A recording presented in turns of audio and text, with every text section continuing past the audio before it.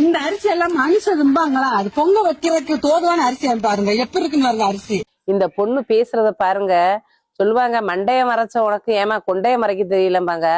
எப்படி போடுறான்டா இந்த பச்சரிசியை பாத்தியலா, இந்த எப்படி பொங்கல் வைக்கிறது, இந்த சீனியை பாத்தியலா அப்படிங்கிற மாதிரி சொல்லுது அந்த பொண்ணு. ஏமா அந்த சீனியில மண்ணள்ளி கிடந்துச்சு இல்ல அரிசியில மண்ணும் கல்லும் கிடந்துச்சா?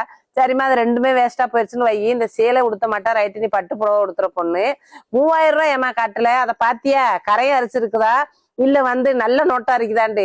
ஏன்னா அங்கனே காட்டியிருந்தா தானமா தெரியும். அம்மாவுடைய முகரைய பார்க்கல தெரியுது பெரிய விஐபி மாதிரி. ஏமா நீ போய் அந்த ரேஷன் கடையில இதெல்லாம் வாங்கின, நீ போய் ரேஷன் கடையில உன் காடை கொடுத்து விஐபி கார்டா ஆகிக்கலுமா?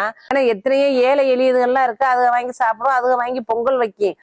அரசியல் ரீதியா கதறனு இல்லைன்னு சொன்னா பேசாம போயிரனு.